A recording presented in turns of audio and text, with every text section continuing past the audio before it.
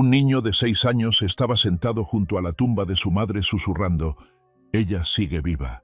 Todos pensaban que era solo la fantasía de un huérfano roto por el dolor. Hasta que un millonario decidió escuchar y desenterró una verdad que dejó a todos sin aliento. El viento se deslizaba por el panteón como una canción vieja, suave, hueca, llena de cosas que alguna vez fueron. Las ramas de los árboles crujían suavemente sobre su cabeza, dejando caer hojas secas sobre el camino. En la parte más lejana del terreno, donde las tumbas eran más viejas y solitarias, un niño pequeño se arrodillaba junto a una lápida demasiado sencilla para todo lo que significaba. Mateo Rivas tenía 6 años. Su chamarra le quedaba grande y estaba cerrada hasta el cuello, pero eso no impedía que el viento se colara por dentro. Sus nudillos estaban rosados por el frío, apretando un puñado de pasto húmedo que había arrancado sin darse cuenta. Miraba la tierra como si lo hubiera traicionado. «Ella no se ha ido», susurró con la voz temblorosa. «Sigue allá abajo. La puedo sentir». No había nadie que respondiera. Solo el zumbido lejano del tráfico y el chirrido de una reja de hierro abriéndose. A lo lejos, Daniel Herrera solo pensaba pasar. Llevaba un ramo de flores en la mano y un deber en el corazón. Venía cada año el mismo día a la misma tumba a decir en voz alta lo que nunca se atrevió mientras ella vivía. Pero ese día sus pasos se hicieron más lentos. Había un niño solo frente a una tumba reciente, hablándole a la tierra como si lo estuviera escuchando. Daniel se detuvo al pie de la pendiente. No tenía intención de entrometerse, pero había algo en el niño, su quietud, su voz, la forma en que no lloraba fuerte, sino que guardaba todo en el pecho, como un secreto que lo detuvo.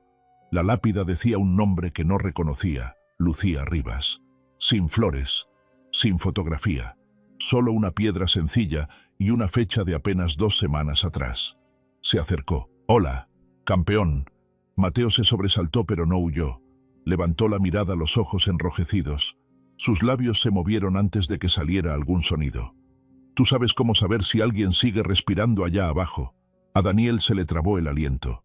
Se arrodilló a su lado, el viento jalando su abrigo. No respondió con suavidad, pero eso no es algo que un niño debería preguntarse.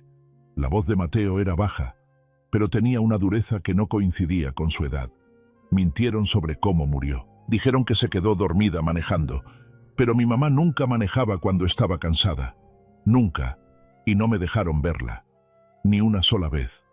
Daniel miró la tumba, la tierra que parecía mal colocada, como si aún no hubiera terminado de asentarse.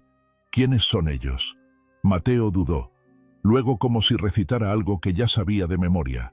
Los del lugar donde trabajaba, el señor de los dientes brillantes y la señora que habla como si siempre estuviera sonriendo. Aunque sea mala, Daniel lo miró. ¿Recuerdas sus nombres? Mateo asintió. El señor Grayson y la señora Caldwell. Daniel parpadeó. Álvaro Castañeda. Ese nombre resonó con fuerza en su memoria. Alguna vez donó dinero al centro de cuidado de ancianos que dirigía Grayson. Grandes promesas, mucha prensa. Se suponía que era un lugar digno. ¿Por qué crees que sigue viva?, preguntó Daniel. Mateo colocó la palma sobre la tierra. Porque sueño con ella y en el sueño no está muerta.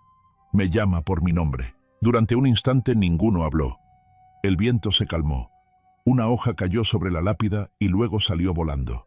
Yo también soñaba con mi mamá, dijo Daniel al fin. Ella murió cuando yo tenía tu edad. Mateo lo miró, los ojos muy abiertos. ¿Alguna vez sentiste que nadie te creía? Todo el tiempo.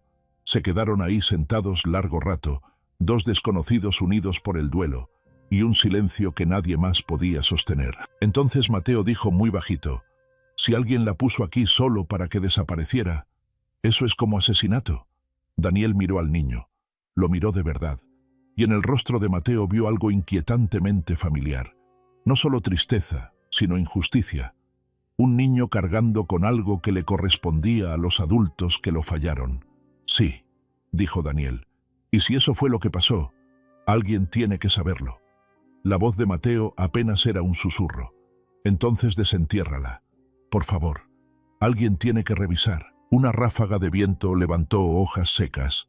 Daniel se puso de pie sin saber qué decir, sin entender por qué le temblaban las manos. Volteó a ver la tumba otra vez y luego al niño cuyo mundo entero había sido enterrado antes de tiempo.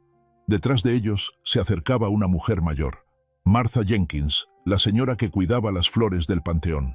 Llevaba una regadera en la mano y una expresión de esas que solo se forman después de haber visto demasiadas cosas durante demasiados años. Le dio un leve asentimiento a Daniel y luego miró a Mateo. «Viene todos los días», dijo con voz suave. «Siempre se sienta en silencio y repite lo mismo. Mi mamá no murió bien». Daniel asintió despacio con la garganta apretada. Podría tener razón, y por primera vez en mucho tiempo, algo se abrió dentro del corazón de Daniel Herrera. No por tristeza, sino por reconocimiento. El pasado tenía la costumbre de repetirse en distintos niños, en distintos días, frente a diferentes tumbas, solo que esta vez no pensaba irse. Daniel Herrera nunca hablaba de su pasado, ni en entrevistas, ni en cenas de gala, ni siquiera en el silencio elegante de su penthouse con vista a la bahía. La gente asumía que su carácter reservado venía de la educación o del dinero. La verdad era otra, venía de la memoria. Hay puertas que cuando permanecen cerradas demasiado tiempo, solo se abren con fantasmas. Era millonario en todas las métricas públicas, fundador exitoso de una empresa tecnológica, inversionista estratégico y filántropo, con su nombre grabado en mármol en más de un hospital infantil. Pero la parte de Daniel que nunca cambió, la que seguía oculta, era la de un niño que una vez se sentó en una banca de metal afuera de un hogar temporal del Estado, esperando a una madre que nunca regresó. Ese día también llovía. No había tenido intención de visitar el panteón por algo más que un deber. Un ramo, una oración, un paseo silencioso de regreso al auto, pero algo en la voz del niño, una desesperación disfrazada de esperanza, se le quedó pegada. Lo siguió hasta su casa, lo acompañó durante la cena, durante el murmullo apagado del televisor, durante esa noche eterna en la que no pudo dormir. ¿Tú sabes cómo saber si alguien sigue respirando allá abajo? Esa no era una pregunta que debiera salir de un niño. Y sin embargo, Daniel se la había hecho a sí mismo de una forma u otra, todos los años, desde que tenía 7. Recordaba estar en ese hogar sustituto en un pueblo de Ohio, abrazando un dibujo con crayones de su madre vestida de amarillo, el vestido que usó la última vez que lo arropó. No sabía que estaba enferma. Nadie le dijo nada, hasta que ya era demasiado tarde. No hubo funeral ni tumba, solo una carpeta con papeles de alta y un nuevo apellido, antes de que terminara la semana. Algunos niños, le dijo una vez su primera trabajadora social con frialdad, se aferran a la idea de que la gente les debe algo. Es mejor que aprendan pronto. Nadie les debe nada, y él lo aprendió.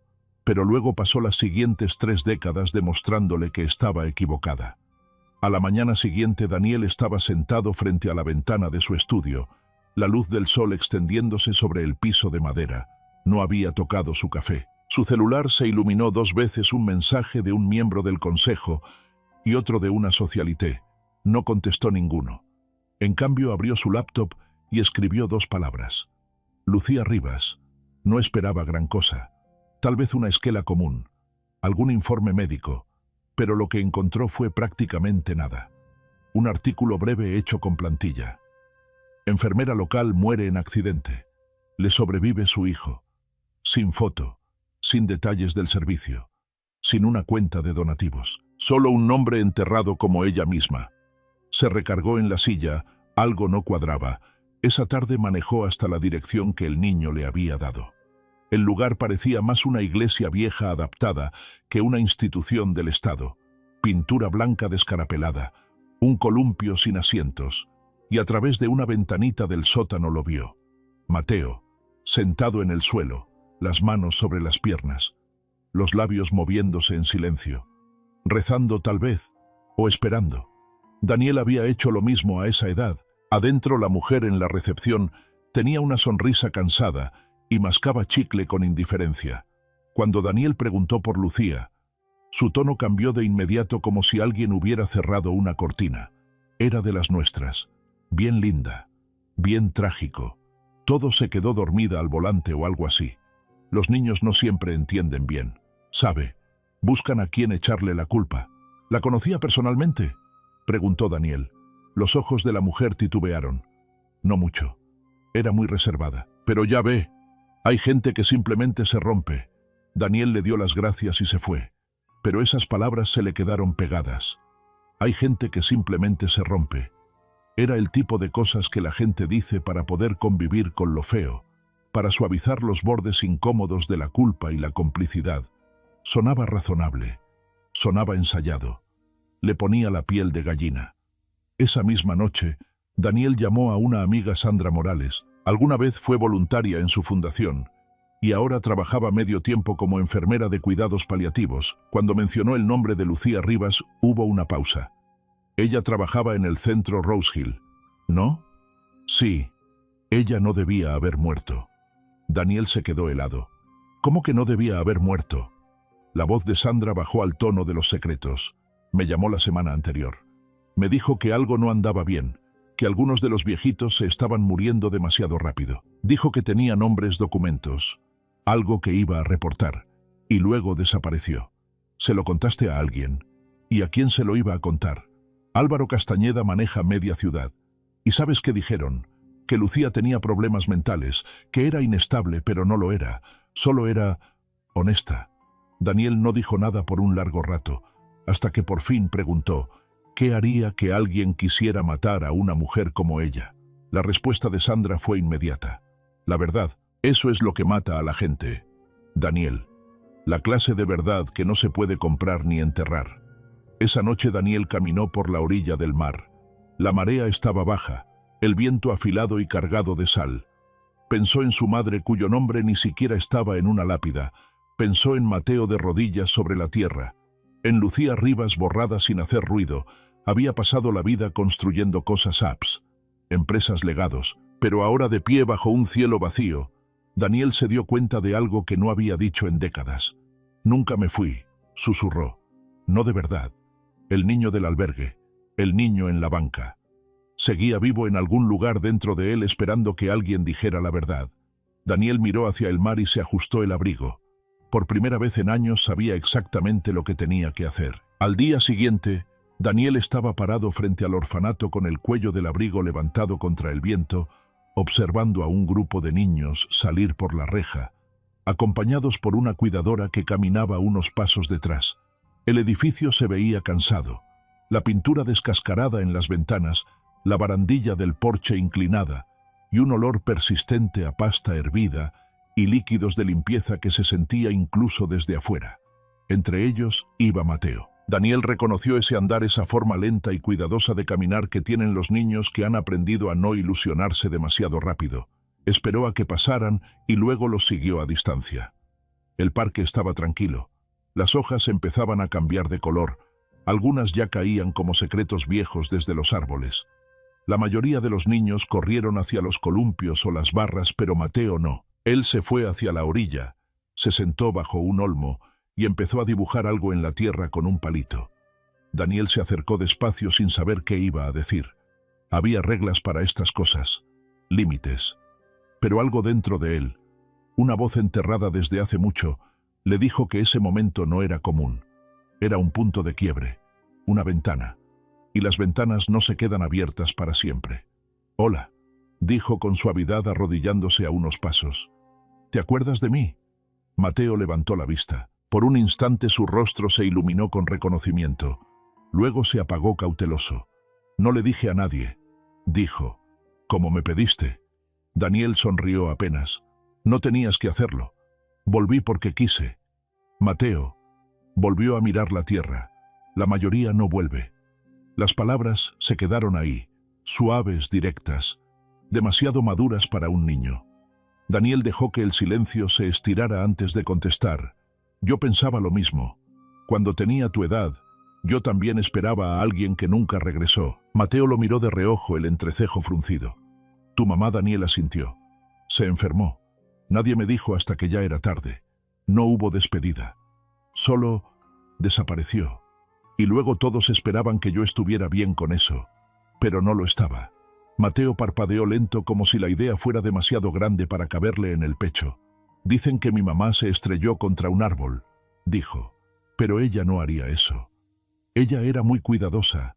Ni siquiera le gustaba manejar de noche. ¿Te dejaron verla?, preguntó Daniel en voz baja. Mateo negó con la cabeza. Dijeron que era mejor así. Daniel soltó el aire por la nariz. ¿Mejor para quién? Mateo no respondió, pero sus dedos se apretaron con más fuerza alrededor del palito que sostenía.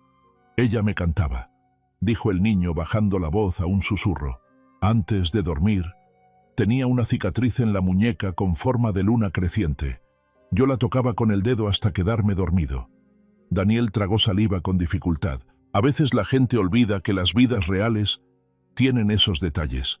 ¿Qué clase de detalles?, preguntó Mateo. Como canciones antes de dormir, cicatrices con forma de luna, o la forma en que alguien siempre te quita las orillas del pan tostado. Cosas reales, no solo lo que escriben en los reportes. Mateo lo miró un buen rato. Luego preguntó, ¿tú crees que ella todavía está allá abajo? La pregunta era tan directa que dolía. Daniel dudó. Yo creo que algo no está bien, y cuando algo no está bien, uno no se aleja, hace preguntas. A ellos no les gustan las preguntas. Daniel asintió. Tampoco les gustaban cuando yo era niño, pero hacerlas aún así a veces es lo más valiente que uno puede hacer. Mateo volvió a mirar la tierra. Tengo un dibujo. ¿Quieres verlo? Metió la mano en su abrigo y sacó un papel arrugado. Era un dibujo infantil tembloroso, pero Daniel pudo distinguir el rostro de una mujer con cabello largo, un collar con un círculo pequeño y un niño a su lado, con estrellas en los ojos. Fue la noche anterior, dijo Mateo. Me arropó y me dijo que me vería después del trabajo. Esa fue la última vez. La voz de Daniel se le atoró en la garganta. Tiene cara de alguien que no pudo despedirse. Mateo asintió una sola vez. Eso es lo más feo. Se quedaron callados un rato, mientras el viento levantaba hojas alrededor de sus pies. Entonces una voz cruzó el parque. Mateo, vámonos. Era la cuidadora cansada, impaciente. Mateo se levantó a regañadientes guardando el dibujo de nuevo en su abrigo. Me tengo que ir, dijo. Pero, gracias por regresar. Daniel también se puso de pie. Sacó una libreta pequeña y una pluma del bolsillo, escribió algo y arrancó la hoja. Mi número.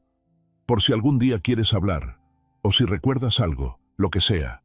Mateo tomó el papel con ambas manos como si fuera algo frágil. Cuando el niño dio la vuelta para irse, se detuvo y miró hacia atrás.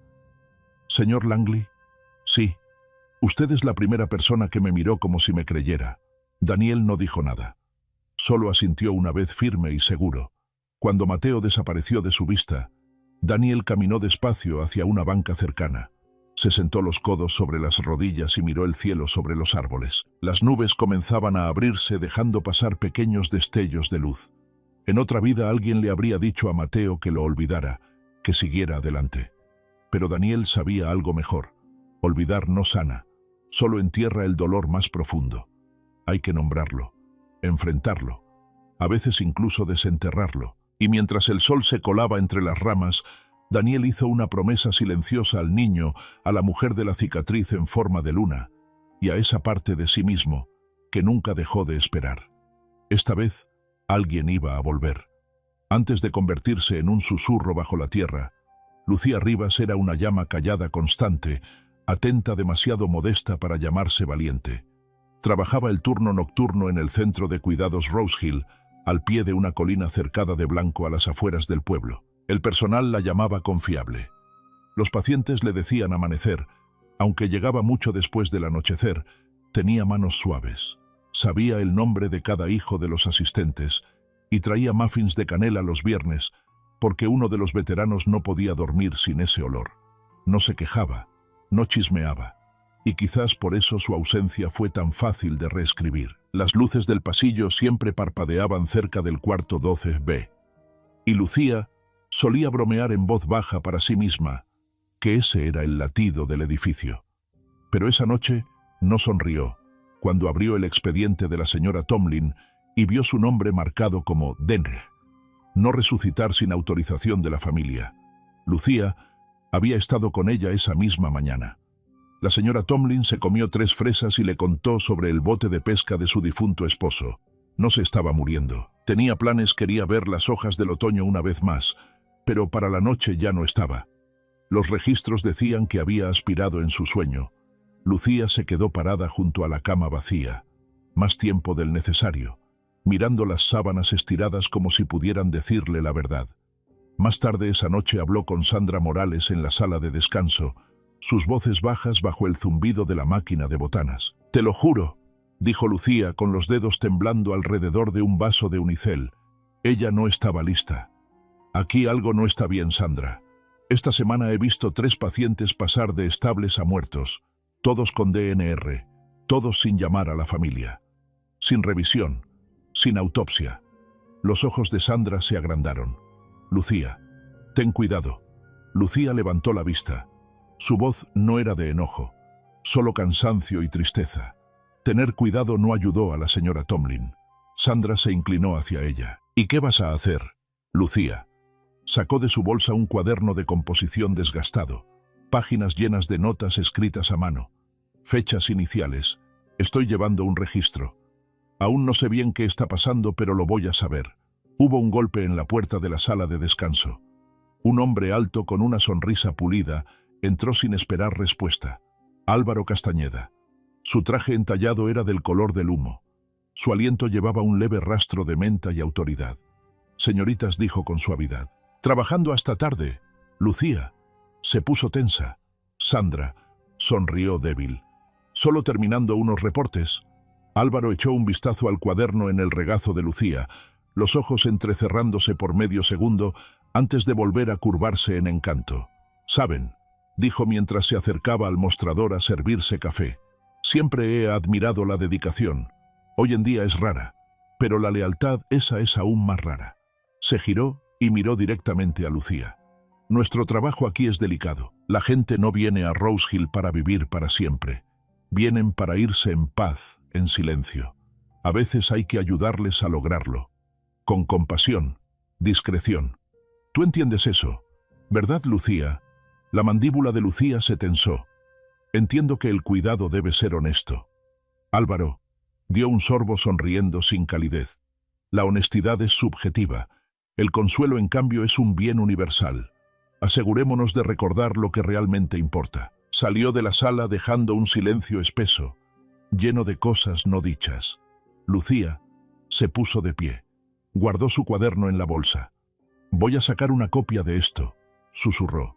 «Si me pasa algo, quiero que alguien sepa». Sandra dudó. «¿Tú crees que él sería capaz de...?» Lucía no respondió. Ese fin de semana, Lucía y Mateo pasaron todo el sábado horneando pan de plátano. Mateo estaba sobre un banquito echando chispas de chocolate al tazón, como si fueran pequeños deseos. «Mamá», dijo de repente, «¿por qué no tienes más amigos?» Lucía rió con suavidad. «Qué pregunta tan curiosa. Solo quería saber». Ella le limpió la harina de la mejilla. «Hay gente que prefiere el silencio. Pero yo te tengo a ti, y eso ya es todo un mundo». Mateo se detuvo. «No estás triste, ¿verdad?» Lucía lo miró. De verdad, lo miró, y algo en su expresión titiló. «No, mi amor. A veces solo estoy cansada. Cansancio de adulto. Pero soy feliz cuando estoy contigo». Mateo apoyó su cabecita en su hombro. «Voy a estar contigo para siempre». Y Lucía, que había anotado el nombre de una periodista en un cuaderno, que ahora llevaba en su bolso, cerró los ojos un instante más de lo habitual. Llegó el lunes. Llovía. Lucía no manejó al trabajo esa noche. Caminó. Las llaves del auto seguían en el bolsillo de su abrigo cuando la encontraron. A la mañana siguiente el personal fue informado de un accidente trágico. Se quedó dormida. «Al volante», dijo Álvaro solemnemente, durante la reunión matutina. «Son cosas que pasan. No hay que clavarse». Sandra se quedó paralizada en su silla. No hubo memorial. No hubo foto en el tablón de anuncios. No hubo flores en el pasillo. Solo un aviso en el calendario del personal de que sus turnos habían sido reasignados. Y cuando Mateo pidió verla al orfanato, le dijeron que no tenía parientes cercanos. Pasaron semanas. Sandra intentó recuperar las pertenencias de Lucía, pero el personal dijo que no quedaba nada. Ni bolsa, ni cuaderno, ni objetos personales. Seguro lo recogió. «El forense», dijo una empleada mascando chicle. «O el condado. ¿Quién sabe?». Sandra se fue a casa esa noche y lloró en su cocina. En algún rincón de su mente resonaba la voz de Lucía. Si me pasa algo, quiero que alguien lo sepa. Se sirvió una taza de té, se sentó y comenzó a escribir todo lo que recordaba. Ese cuaderno estaba ahora en su cajón intacto por semanas hasta que sonó el teléfono. «Hola Sandra, habla Daniel Herrera. Nos conocimos hace años». Había algo en su voz, medido, cargado.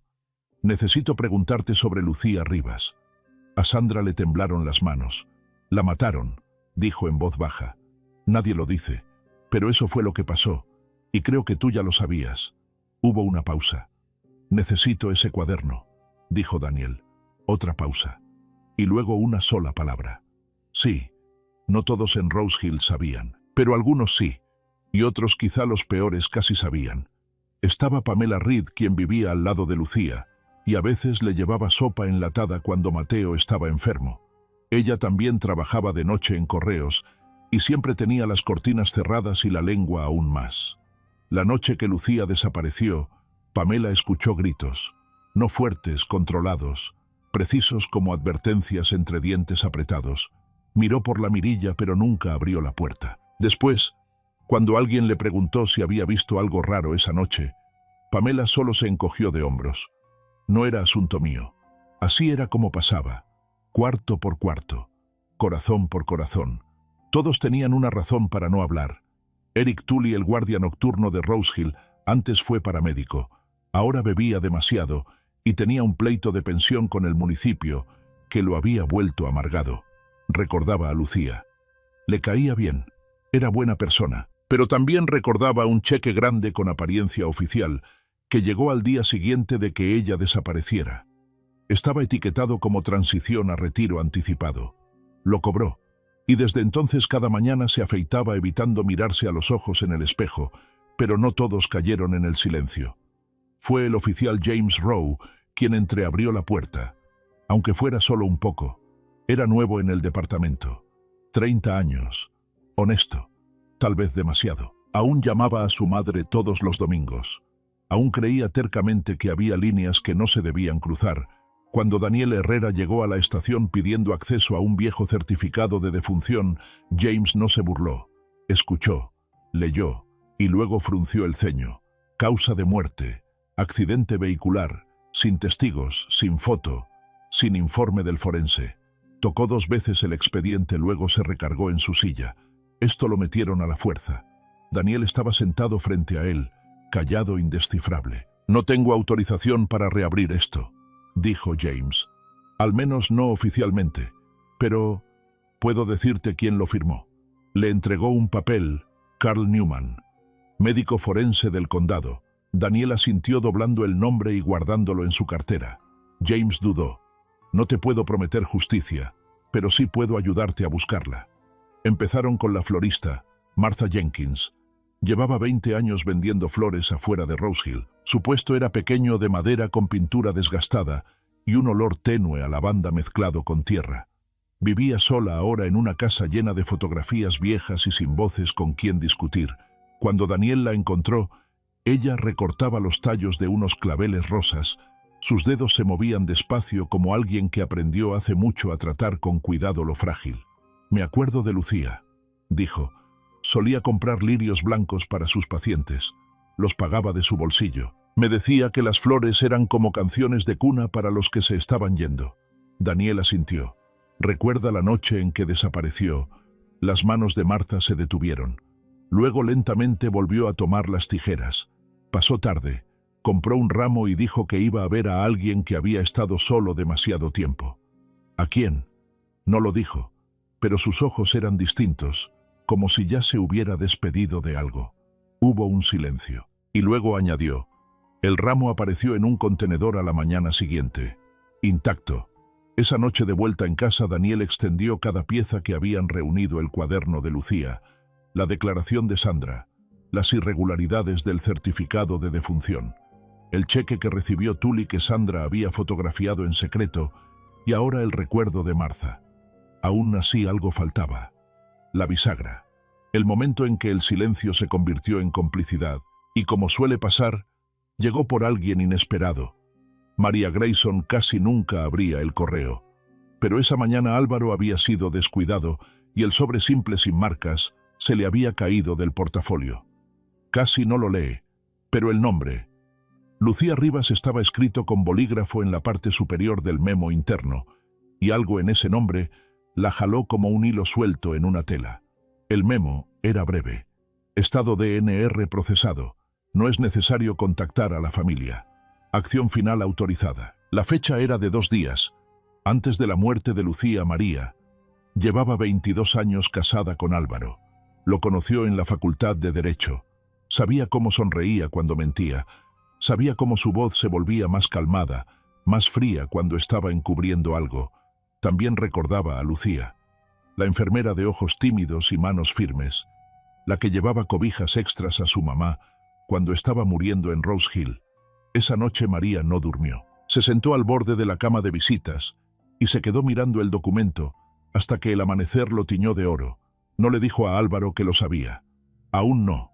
En cambio, llamó a Sandra Morales. «Necesito ver a alguien», dijo. «Alguien que crea que Lucía no simplemente desapareció». Daniel se reunió con María 2 días después en una mesa del fondo de un café que olía a canela y traición contenida. Ella estaba serena, pero su voz tembló una vez. «No quería creer que él fuera capaz de esto», dijo. «Pero creo que siempre lo fue. Simplemente no quería verlo». Le entregó el memo. Sus ojos estaban vidriosos pero secos. «No puedo deshacer lo que ya pasó, pero si esto ayuda a que ese niño sepa la verdad, llévatelo». Se levantó para irse, pero luego se volvió. «¿Sabes lo que Lucía le dijo a mi mamá el último día que estuvo viva?» Daniel negó con la cabeza. Le dijo: «Ya no tienes que tener miedo. Me voy a quedar». Así era ella, incluso cuando ya sabía que estaba rodeada de lobos. Esa tarde Daniel volvió a sentarse con Mateo en el parque. El niño se había dibujado estrellas en las manos con una pluma azul. Dijo que eso lo hacía sentir más cerca de ella. «Creo que estaría orgullosa de ti», dijo Daniel. Mateo lo miró. «¿Por qué?» «Porque dijiste la verdad, y la verdad se oye fuerte, incluso cuando se susurra». Mateo ladeó la cabeza. «Vamos ganando». Daniel sonrió apenas. «Apenas nos están empezando a escuchar». El salón olía ligeramente a dinero y rosas colocadas en altos floreros de cristal que decoraban el centro de cada mesa cubierta con manteles de lino, guirnaldas de luces. Brillaban sobre los invitados como una mentira bien pulida. Era una gala benéfica para el cuidado de adultos mayores, organizada por la Fundación Rose Hill y Álvaro Castañeda. Era el orador principal. Daniel Herrera no quería estar ahí. Su traje entallado le quedaba como una armadura. Su sonrisa cuando aparecía era frágil. Caminaba entre donadores y miembros del consejo, con más que papeles en el bolsillo del saco. Cargaba la verdad de Lucía ahora, y le ardía en la piel como fuego contenido. Álvaro estaba junto al escenario, copa en mano, su voz cálida, mientras encantaba a la esposa de un juez local. Reía suave con práctica, como si el nombre, Lucía Rivas, jamás hubiera cruzado su vida. Daniel se acercó despacio. No interrumpió. Esperó a que Álvaro volteara y lo viera. Hubo un destello, reconocimiento, molestia, cálculo, y luego volvió la máscara. «Señor», Langley dijo Álvaro extendiendo la mano. «No esperaba verlo esta noche». Daniel la estrechó brevemente. «Yo tampoco». Álvaro señaló una mesa al frente. «Acompáñeme. Creo que tenemos más en común de lo que imagina». Daniel lo siguió mientras el murmullo de los violines subía detrás de ellos. Ya sentados, Álvaro se inclinó hacia él. «Usted es un hombre que entiende el poder», dijo. «Ha construido imperios de la nada. Sabe lo que cuesta subir. No es pureza, es pragmatismo». Daniel no parpadeó. Eso fue lo que le pasó a Lucía. Pragmatismo. Álvaro sonrió delgado. Las tragedias pasan. La gente se exige demasiado. Se pasa de sus límites. Ella estaba inestable al final. Errática. Usted ha visto los registros.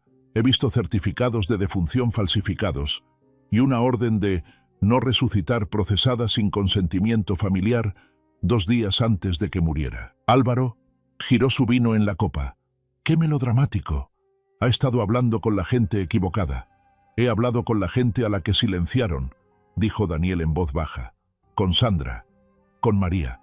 Incluso una florista recuerda más de lo que a usted le conviene». Álvaro soltó una risa seca. La memoria es frágil. La gente ve lo que necesita ver. No respondió Daniel. La gente ve lo que le dicen que no vea. Pero recuerda, cuando le piden olvidar, hubo una pausa. La mesa entre ellos pareció encogerse. Los ojos de Álvaro se endurecieron. No quiere hacerse enemigo mío. Daniel entrelazó las manos. Ya lo hizo el día que enterró a una madre antes de que su hijo pudiera despedirse. Álvaro se recargó estudiándolo. ¿Quiere ser un héroe? Está bien, pero entienda lo que viene.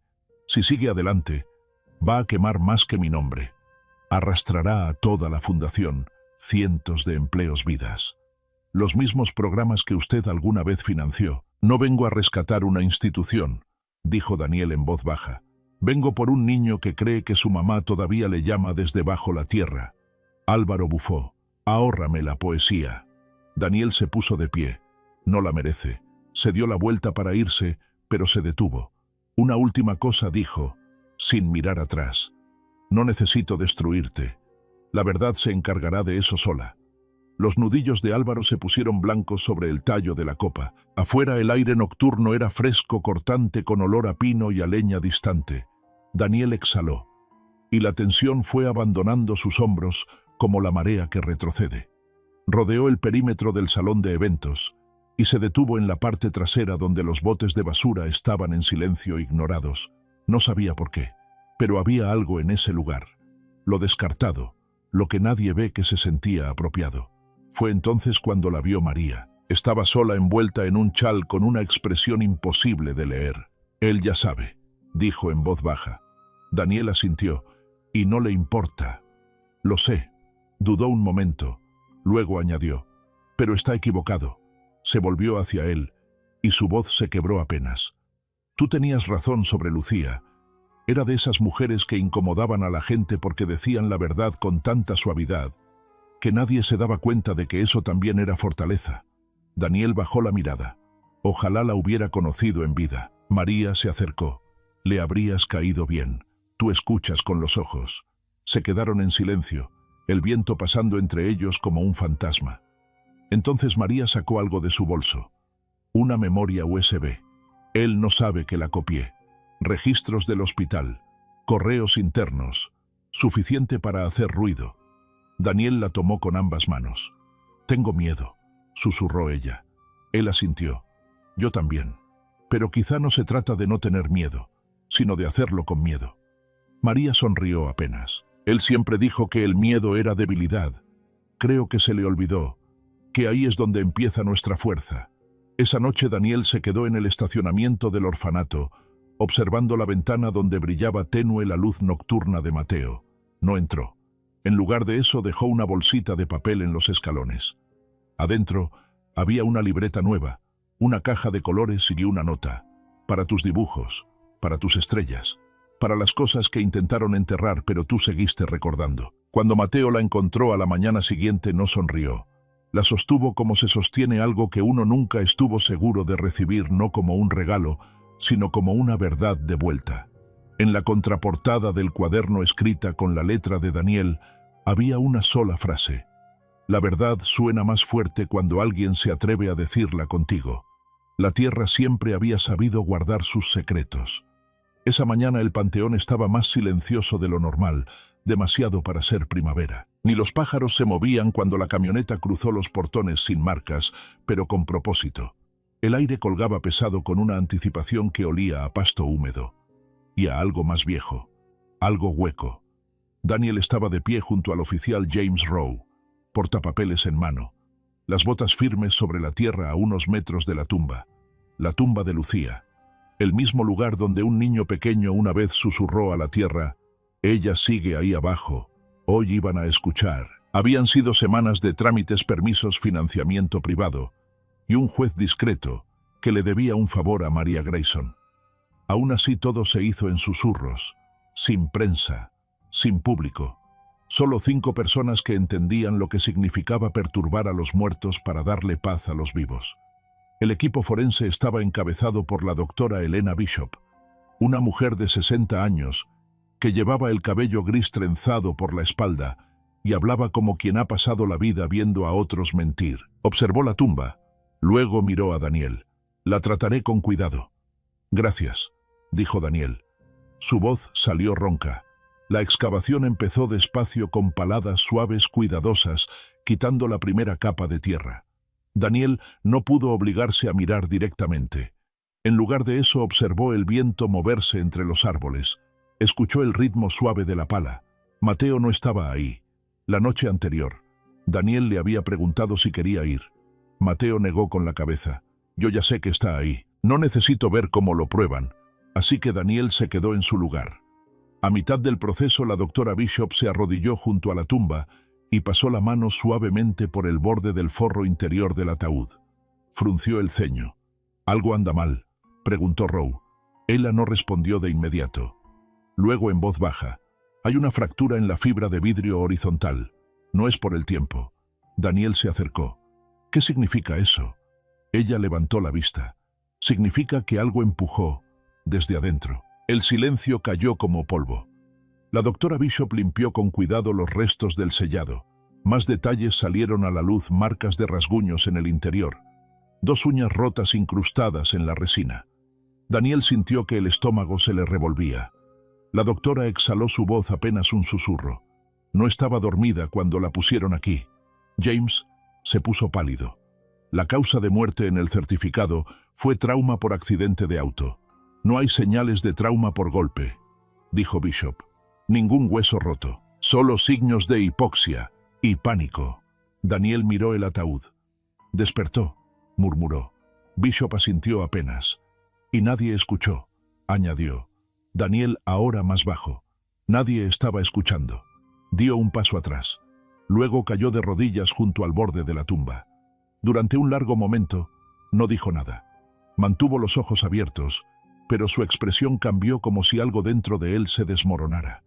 Sin romperse, finalmente susurró: «No a los demás, no a la doctora, ni siquiera para sí mismo». Le habló a Lucía: «Perdón por haber tardado tanto». El informe se completó esa misma noche. James Rowe tecleó cada palabra con la paciencia de quien acomoda huesos. La doctora Bishop lo confirmó. La causa de muerte no pudo haber sido un accidente automovilístico. Lucía Rivas fue colocada con vida en el ataúd. Los rasguños, los moretones en las muñecas, los fragmentos de pegamento bajo sus uñas contaban la historia que el expediente intentó callar. María leyó el informe en su cocina, bajo la luz que zumbaba levemente. Se sirvió un vaso de agua y lloró en silencio. No eran lágrimas dramáticas, eran agotadas, contenidas por demasiado tiempo. El tipo de llanto que llega cuando sabes que sin querer ayudaste a que algo terrible durara más de lo debido. Cuando terminó, dobló el informe, lo selló en un sobre y lo dirigió a Fiscalía del Distrito. Atención, División de Muertes no resueltas. Se detuvo antes de cerrarlo y con letra cuidadosa añadió: «Para Mateo Rivas, porque los muertos merecen la dignidad de la verdad». Esa noche Daniel fue al orfanato.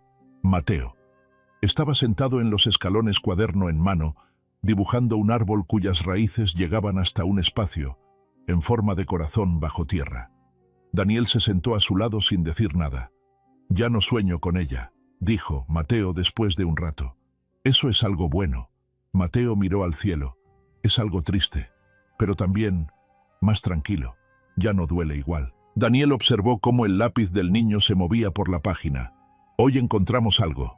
Mateo no dejó de dibujar. «Lo sé». Daniel lo miró de reojo. «Ella peleó», dijo. «Mateo, siempre supe que lo haría. Por eso seguí viniendo a la tumba. No porque creyera que seguía viva, sino porque no se había rendido». Volvieron a quedarse en silencio, sentados uno junto al otro. Daniel metió la mano a su abrigo y le entregó a Mateo un papel doblado. «¿Qué es?», preguntó el niño. «Su informe. La verdad». La parte que intentaron enterrar. Mateo lo abrió despacio, recorriendo la hoja con la mirada. Sus labios se movieron un poco al leer, luego se detuvieron. Después de un momento dijo: «Puedo quedármelo. Es tuyo». Mateo lo dobló con cuidado y lo guardó detrás de su dibujo. Ella no dejó nada. Ni cosas, ni casa, ni siquiera una voz. Pausó. «Pero esto es como una voz». Daniel sonrió leve, casi imperceptible. «Te tiene a ti», dijo Mateo. Lo miró con unos ojos demasiado viejos para su edad. ¿Crees que sabía que yo iba a seguir viniendo? Creo que tenía la esperanza de que alguien lo haría. Mateo se recargó en el costado de Daniel y el hombre rodeó su hombro con el brazo, no como gesto, sino como promesa, sin prensa, sin tribunal, sin discursos de victoria, solo presencia. Y por primera vez, Daniel no se sintió como alguien que venía a salvar a un niño.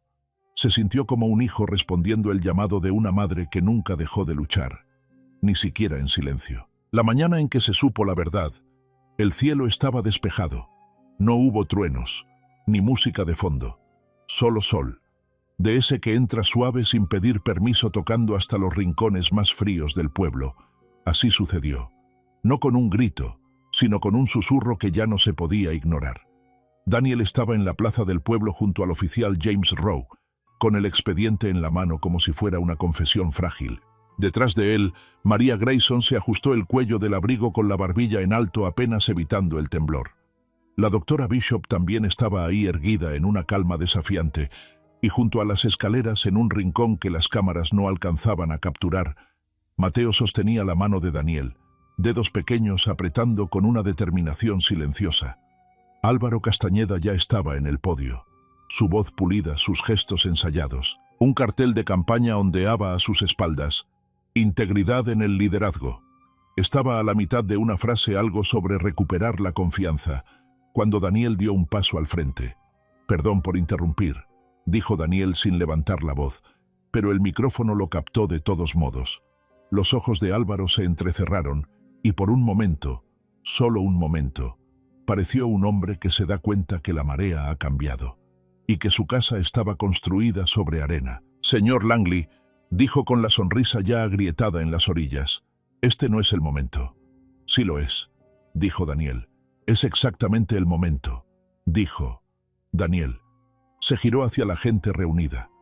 No era una multitud, quizás 70 personas. La mayoría había ido por el café gratis y algunos botones de campaña, pero ahora estaban en silencio, inclinándose hacia adelante. «No tenía pensado hablar», continuó Daniel, «pero alguien tiene que hacerlo». Levantó la carpeta. «Hace 2 meses, un niño de 6 años venía cada semana a la tumba de su madre y le decía a quien quisiera escucharlo que ella no debía estar ahí, que algo no estaba bien. Nadie le creyó». Pausó. La mano de Mateo apretó más fuerte. «Yo conocí a ese niño. Lo escuché. Seguí el camino que dejó con sus lágrimas. Y lo que encontramos...» Su voz se quebró pero se mantuvo firme. «Lo que encontramos fue a una mujer enterrada viva, una enfermera llamada Lucía Rivas. Una madre, una mujer que decía la verdad». Un murmullo recorrió al público. Daniel abrió la carpeta y comenzó a leer. Resultados de la autopsia. Órdenes DNR. Falsificadas la declaración notariada de María. La foto del ramo tirado a la basura. Los leyó como si fueran escrituras sagradas. Cuando terminó no hubo aplausos, solo silencio del que cae cuando por fin aterriza algo pesado. Y luego vinieron las preguntas. Primero bajas, luego más agudas. ¿Es verdad esto? ¿Quién firmó esos papeles? ¿Por qué nadie dijo nada? Álvaro dio un paso al frente ajustándose la corbata. «Esto es un malentendido lamentable», dijo su voz cayendo en un ritmo frío cortado, un intento de politizar un duelo personal. «Todos sufrimos de forma distinta, pero...» no dijo. María con calma. Álvaro se giró. Su voz no fue fuerte, pero se oyó claro. «No finjas que no sabías. Yo leí el memo. Tú lo firmaste». El viento le movió suavemente el cabello hacia atrás. «Una vez me dijiste que hay personas que simplemente no encajan en sistemas que no pueden controlar. Pero Lucía no quería control. Solo quería proteger a sus pacientes, y por eso la destruiste». La mandíbula de Álvaro se tensó. «María, te perdoné antes de saber siquiera qué estaba perdonando», dijo ella, «pero no lo voy a hacer otra vez». El silencio que siguió no estuvo vacío. Estuvo lleno de rendición de cuentas, de memoria, de 1000 pequeñas traiciones que la gente tolera, hasta que se harta. Y entonces alguien desde el fondo gritó: «Revisen las otras muertes». Y otra voz. ¿Cuántas más? Álvaro abrió la boca pero ya no tenía nada que decir. El oficial Rowe Dio un paso al frente. Señor Grayson, va a tener que acompañarnos. No fue un arresto dramático, sin esposas, solo un hombre bajando lentamente de un escenario que nunca mereció. Mientras pasaba junto a Daniel y Mateo, bajó la mirada hacia el niño. Hubo un destello en su expresión, no remordimiento, no miedo, algo más frío. «No sabes lo que empezaste», dijo Mateo. Lo miró firme. «Yo no lo empecé», dijo en voz baja. «Tú sí. Yo solo no dejé que se quedara escondido». Álvaro parpadeó aturdido solo un segundo. Luego se dio la vuelta. La plaza comenzó a vaciarse. Las conversaciones brotaban urgentes, confusas, decididas. Pero Daniel no se movió. Miraba a Mateo, que trazaba con el pie una línea sobre una grieta en el concreto. «Ella fue valiente», dijo Mateo. No gritó, solo trató de resistir. Daniel se arrodilló junto a él. «Tú también fuiste valiente». Mateo negó con la cabeza. «No, yo solo fui ruidoso». «¿Y hay diferencia?». Mateo lo pensó. Luego sonrió. «Supongo que no». Desde el otro lado de la plaza María los observaba. Tenía los ojos húmedos pero la espalda erguida. Por primera vez en años no guardaba secretos, ni siquiera los suyos. Se acercó y se arrodilló junto a Mateo. «Tu mamá ayudó a la mía una vez», dijo. Se quedó con ella una hora después de su turno. No tenía por qué hacerlo, pero dijo que nadie debería morir sintiéndose solo. Mateo la miró. «No murió sola». María sonrió. «No, no murió sola». Se quedaron ahí los tres, mujer, hombre, niño, cada uno cargando una parte de la historia de Lucía, y ninguno la cargaba solo ya. Esa noche en el panteón, alguien dejó una lápida nueva, simple, pulida, colocada junto a la que antes fue demasiado sencilla. Decía Lucía Rivas, madre enfermera portadora de la verdad. No gritó, solo resistió. Junto a ella, una cajita de madera fue colocada sobre el pasto. Dentro, el dibujo de Mateo, un árbol cuyas raíces envolvían suavemente un corazón bajo la tierra, y una nota doblada escrita con la letra cuidadosa de un niño. «Mamá, te escuché. Ahora ellos también». La celda estaba limpia, silenciosa. Demasiado silenciosa para un hombre como Álvaro Castañeda. Las paredes eran pálidas.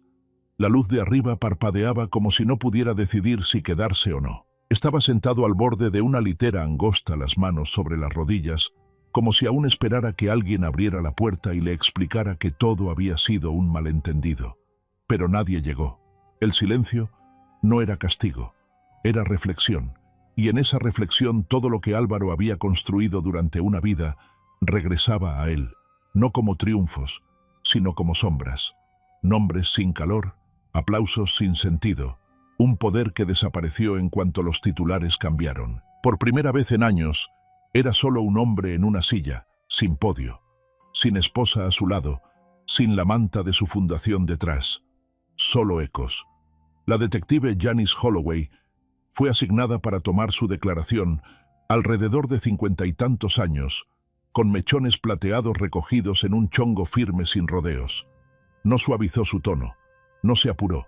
Puso el expediente sobre la mesa de metal y golpeó 2 veces con su pluma.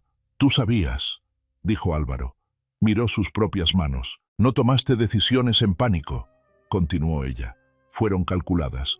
Los documentos falsos, la presión al forense, los pagos, los correos que borraste y los que tu esposa guardó». Álvaro no se inmutó. «Quiero entender algo», dijo Holloway.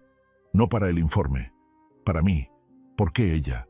¿Por qué Lucía?» Álvaro al fin alzó la vista. Su voz era áspera. Hacía demasiadas preguntas. «Eso hacen las enfermeras», dijo Holloway. «Preguntan cuando algo no cuadra». Él la miró sin enfocarla, como viendo más allá. «Me miró esa noche», dijo. «No me acusó. No gritó. Solo me miró. Como si pudiera verme por dentro. Como si ya supiera lo que había hecho». «¿Lo sabía?», preguntó Holloway. Él no respondió. Ella deslizó una fotografía sobre la mesa, la nueva lápida de Lucía, la que el pueblo colocó junto a la tumba que la traicionó. Álvaro la observó. Su boca se apretó. «La van a convertir en algo que no era», murmuró. No respondió Holloway. «La recordarán por los que fue, y a ti, por lo que intentaste borrar». Sus dedos se cerraron lentamente en puños. «No sabes lo que este pueblo le hace a los hombres que caen». Ella lo miró a los ojos. No necesito saberlo. Sé lo que le hace a las mujeres que se atreven a mantenerse en pie. María lo visitó una vez. No vestía de negro. No se sentó. Permaneció de pie detrás del vidrio, los brazos cruzados, el corazón temblando. Álvaro levantó el auricular. María dudó. Luego levantó el suyo. No dijo nada. Él carraspeó. Viniste. Su voz fue un hilo. Quería ver tu cara, no la del evento, la real. La sonrisa de Álvaro fue amarga. Decepcionada. No dijo ella, tampoco sorprendida. Esa es la verdadera tragedia. No. Él desvió la mirada. Construí todo para nosotros. Lo construiste para ti, respondió ella. Solo me arrastraste contigo para disfrutar la vista. Él cerró los ojos. ¿Me odias? Los ojos de María se suavizaron, pero no por compasión. No dijo, te compadezco, porque en algún punto creíste que merecías ser intocable. Se puso de pie, y ahora lo eres. Solo que no de la forma que imaginabas.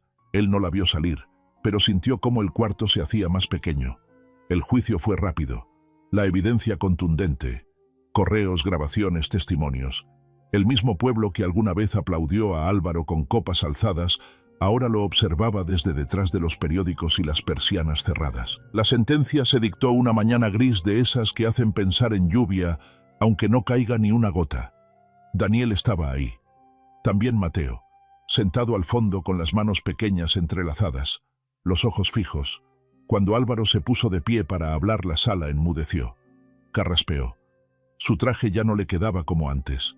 Su voz, aunque aún pulida, se quebraba en las orillas. No espero perdón, dijo. Solo pido que recuerden que no siempre fui esto. Daniel se levantó. Quizá no naciste siendo esto, dijo, pero lo elegiste. Cada encubrimiento, cada firma, cada vez que viste a alguien más débil y decidiste que no valía. Álvaro miró al niño junto a él. Convertiste a un niño en tu enemigo. Mateo no habló. No tenía que hacerlo. El mazo del juez cayó. 27 años sin posibilidad de libertad condicional. En los primeros 12, Álvaro parpadeó una vez. Luego bajó la cabeza. Afuera del tribunal, el sol finalmente rompió las nubes. Daniel y Mateo caminaron hacia los escalones, donde una vez habían dejado una bolsita de papel, el mismo lugar donde se encontró el primer dibujo. Mateo se sentó. ¿Ya se acabó?, preguntó Daniel. Respiró hondo. La peor parte sí. Lo demás tomará tiempo. Mateo asintió despacio. Se veía triste. Daniel ladeó la cabeza. ¿Álvaro? Sí, dijo. Mateo, no arrepentido. Solo vacío. Daniel le rodeó el hombro con el brazo. Algunas personas cargan con el peso de lo que hicieron. Otras cargan con el peso de lo que se negaron a ser. Mateo lo miró hacia arriba. ¿Tú cuál eres? Daniel sonrió. Intento no ser ninguno. Solo intento estar presente. El niño se recargó en él. Al fondo la gente pasaba. Algunos se daban cuenta. La mayoría no. Pero en ese pequeño rincón del mundo 2 vidas habían cambiado de forma. No por venganza, no por victoria, sino por la verdad, dicha vivida y escuchada. La habitación era pequeña, de concreto estéril, el tipo de lugar diseñado para encerrar lo que nadie quiere ver. Álvaro Castañeda estaba solo frente a una mesa de acero. Sus manos aún eran fuertes, pero ya no apretaban con certeza. Miraba al suelo, no por vergüenza, sino porque ya no había nada digno hacia donde levantar la vista. La puerta se abrió. Pasos suaves, medidos. Daniel entró, sin guardias, sin ruido. Solo ellos dos, como debía haber sido desde el principio, lejos de micrófonos, lejos de tribunales, lejos de los discursos pulidos que ambos usaron como piel. Álvaro no levantó la cabeza. Sabía que vendrías, dijo. Estuve a punto de no hacerlo, respondió Daniel, pero había una cosa que necesitaba decir y otra que necesitaba oír. Álvaro exhaló lento y parejo. Conseguiste lo que querías. Daniel se acercó. No, yo no quería verte tras las rejas. Yo quería que Lucía regresara a casa con su hijo, pero no pude darle eso, así que le di la verdad. Álvaro finalmente lo miró. Sus ojos estaban enrojecidos, cansados de una forma que Daniel reconoció, no por falta de sueño, sino por cargar una vida que colapsó bajo su propio peso. Era buena enfermera, dijo Álvaro en voz baja, demasiado buena. Daniel se sentó frente a él. Eso es una confesión, no dijo Álvaro. Eso es un arrepentimiento. Daniel se inclinó hacia adelante. Entonces di la verdad, toda no porque te liberes, sino porque allá afuera hay alguien pequeño con miedo que aún está aprendiendo a confiar, que necesita saber cómo suena la justicia cuando viene de quien la rompió. Álvaro parpadeó, y entonces finalmente empezó. Ella vino a mí, dijo, sin amenazas, sin exigencias, solo con su cuaderno.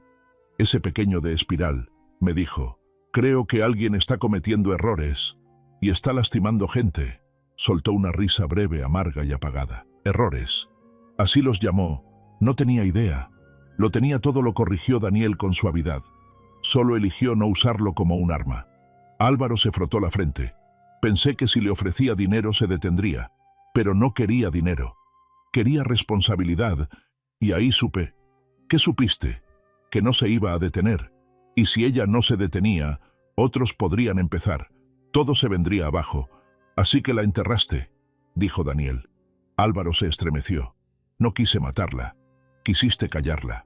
Álvaro asintió. No se suponía que despertara. El silencio llenó el cuarto como marea. Daniel miró sus propias manos. Rasgó el interior del ataúd. Lo sabías.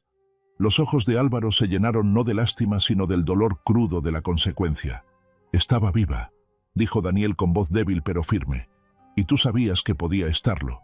Solo que no esperaste el tiempo suficiente para saberlo. Álvaro susurró. No esperé nada. Daniel cerró los ojos. Ahí estaba. No redención, no disculpa. Solo la verdad desnuda, golpeada y demasiado tarde. Álvaro se limpió el rostro con el dorso de la mano. A veces la escucho, en la noche, no gritando, respirando. Daniel lo miró, no gritó, solo resistió. Álvaro dejó que eso se asentara en su pecho como piedra. Arruiné todo, dijo. Daniel se puso de pie. No solo arruinaste las partes que sí podían haber importado. Se dio la vuelta para irse, pero se detuvo. No vine a perdonarte. Eso no me corresponde. Pero vine a decirte esto. Ella ganó. Álvaro parpadeó. Cada vez que su hijo se ríe, ella gana. Cada vez que alguien dice su nombre con respeto en lugar de vergüenza, ella gana. No la borraste. La volviste inolvidable. Daniel metió la mano en su abrigo y dejó algo sobre la mesa. Un dibujo, de Mateo. Un árbol con raíces que envolvían con cuidado un corazón. Álvaro lo miró. Su mano flotó unos segundos. Luego bajó lentamente para tocar el papel. Por un momento, solo lo contempló. Daniel caminó hacia la puerta, la abrió a la mitad y miró hacia atrás. Dijiste que ella hacía demasiadas preguntas, dijo Daniel. Ese nunca fue el problema. Álvaro levantó la mirada. El problema continuó. Daniel, fue que tú tenías demasiadas respuestas, y ninguna era honesta. Dejó la puerta abierta al salir, y por primera vez, Álvaro Castañeda no se apresuró a cerrarla. Simplemente se quedó ahí con el dibujo bajo sus dedos, dejando que el silencio hablara de vuelta. La casa tenía 2 recámaras, un columpio en el árbol y un porche que daba al oeste, donde el cielo siempre parecía suavizarse antes de oscurecer. Daniel la encontró después del juicio en una calle tranquila que olía a madreselva en primavera. No era grande, pero no necesitaba serlo. Solo necesitaba sentirse segura. Y por primera vez, en mucho tiempo, esa palabra no era una fantasía. Era una decisión. Mateo se mudó 2 semanas después con una sola maleta, un cuaderno para dibujar y un oso de peluche que ya no tenía nombre. Solo recuerdos. No llamaba a Daniel papá. Aún no. Pero ya no dudaba cuando Daniel le tomaba la mano. Y eso ya era en sí un nuevo comienzo. Cada mañana hacían el desayuno juntos. Hotcakes los domingos, pan tostado y fruta los días de escuela. Mateo insistía en cortar las fresas él mismo, aunque quedaran disparejas. Mi mamá me dejaba hacer esto, dijo una vez limpiándose el jugo con los dedos. Decía, no importa si están algo chuecas, así saben mejor. Daniel sonrió y asintió. No se apresuró a responder. Estaba aprendiendo a dejar espacio para el silencio de ese que no duele, pero permite que los recuerdos caigan suavemente. A veces sanar suena como una cocina tranquila. Un cuchillo afilado y un niño recordando fresas visitaban el panteón una vez por semana. No porque Mateo lo necesitara, sino porque quería que ella supiera que estaba bien. Siempre llevaba algo distinto. Una piña del bosque, un dibujo, un listón, una vez incluso una nota doblada tan fuerte que Daniel no pudo leerla, pero lo vio presionarla contra la lápida como un secreto entregado entre mundos. En una de esas visitas, Mateo se sentó junto a la tumba y dijo: «Ya no sueño con ella como antes». Daniel lo miró. «¿Y eso te pone triste?» «Mateo», lo pensó un momento. «No, creo que ahora ella sueña conmigo». En la escuela Mateo volvió a dibujar, no solo corazones y estrellas, sino escenas completas. Bosques, personas, casas hechas de luz. Una tarde su maestra llamó a Daniel. Es callado pero amable. Y cuando otro niño lloró la semana pasada, Mateo se sentó a su lado durante 20 minutos. No dijo nada. Solo se quedó. Daniel sonrió al teléfono. Eso suena a su madre. Llegó la primavera. El porche floreció con macetas que Mateo ayudó a plantar. Daniel le enseñó a cortar las hojas secas con cuidado, como no todo lo que parece perdido lo está realmente. Hablaban más ahora, no solo del pasado, sino de lo que venía. ¿Puedo ser alguien distinto aquí?, preguntó Mateo una vez. Daniel levantó la vista desde el jardín. ¿Distinto a quién? Al niño que lo perdió todo. Daniel se levantó y se limpió las manos. No tienes que dejar de ser él. Solo vas a crecer a su alrededor. Mateo asintió despacio. Como un árbol con una cicatriz. Exactamente así.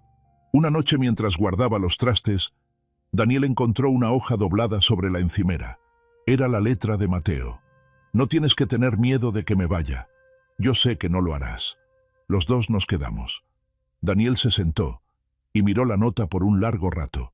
Luego la guardó en el cajón superior junto al reloj viejo de su madre y el obituario de Lucía, ese que él mismo reescribió, empezando no con cómo murió, sino con cómo vivió. A veces al atardecer, Daniel se sentaba en el porche con una taza de café y veía a Mateo columpiarse bajo el roble con el cabello enredado en el viento y la risa elevándose como algo que había vuelto a ser suyo. Los vecinos pasaban, saludaban con la cabeza, levantaban la mano.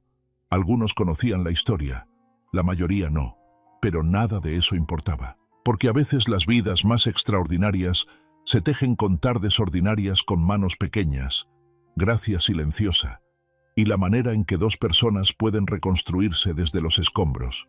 Sin tener que decir, estoy roto, solo siguen apareciendo. Juntos. Una noche mientras el sol se derramaba como miel lenta sobre las duelas del piso, Mateo llegó al cuarto de Daniel con una cobija en los brazos.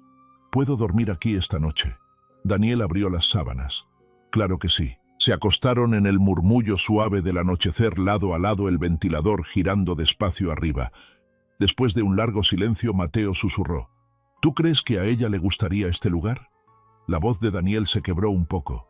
«Creo que aquí sentiría paz». Mateo asintió. «Yo también». Pasaron unos minutos. Luego Mateo se dio la vuelta y susurró una cosa más tan quedito que Daniel no estuvo seguro de haberlo imaginado, pero fue real. «Buenas noches, papá». Daniel no respondió de inmediato. Solo buscó la mano del niño bajo la cobija, la sostuvo como si fuera algo sagrado, y dejó que el silencio dijera todo lo que él no podía. En el silencio que siguió a todo el juicio, los titulares, las olas de indignación que poco a poco se disipaban, la vida no volvió a ser normal. Eligió en cambio volverse algo nuevo.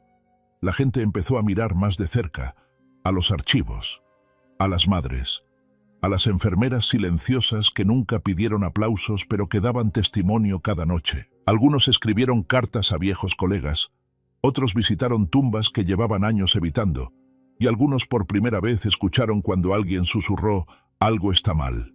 Y Mateo, ahora un niño con la mirada más firme y los sueños más tranquilos, dijo una vez en el porche: «No quiero que lo que le pasó a ella sea el final, quiero que sea la razón por la que alguien más se salve». Daniel asintió. «Entonces seguiremos contando su historia, no porque sea fácil, sino porque importa». Lo que comenzó como la voz temblorosa de un niño en un cementerio se volvió algo más grande, algo inquebrantable. La verdad, cuando se entierra, no muere. Espera, y cuando emerge nos pide algo, que miremos, que escuchemos, que le creamos a los que guardan silencio, porque en algún lugar hoy mismo hay otro, Mateo, otra Lucía, otro silencio que necesita romperse con bondad, con valentía, o con alguien que simplemente se niega a darse la vuelta. Y quizás esa es la justicia más poderosa de todas, no la que castiga, sino la que ve, la que levanta, la que ama al fin. En la quietud que vino después del juicio del ajuste de cuentas público de la reconstrucción callada, algo más suave empezó a crecer, no solo justicia, sino comprensión, porque historias como la de Lucía no terminan en los tribunales. Continúan en los pasillos de hospitales, en orfanatos, en rincones olvidados, donde alguien sigue teniendo miedo de hablar. Y donde alguien más tiene que ser lo suficientemente valiente para quedarse y escuchar. Daniel dijo una vez, la verdad no grita, es paciente, y cuando al fin la oímos no exige, solo pregunta.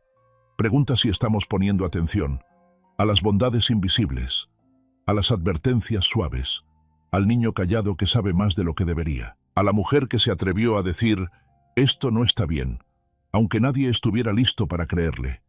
Esta no es solo la historia de Lucía, es de todas las mujeres que han sido silenciadas, de cada cuidadora que pasó desapercibida, de cada adulto mayor que confió y fue traicionado, y también es de quienes seguimos aquí, para recordar, para cambiar las cosas y para decir la verdad en voz alta.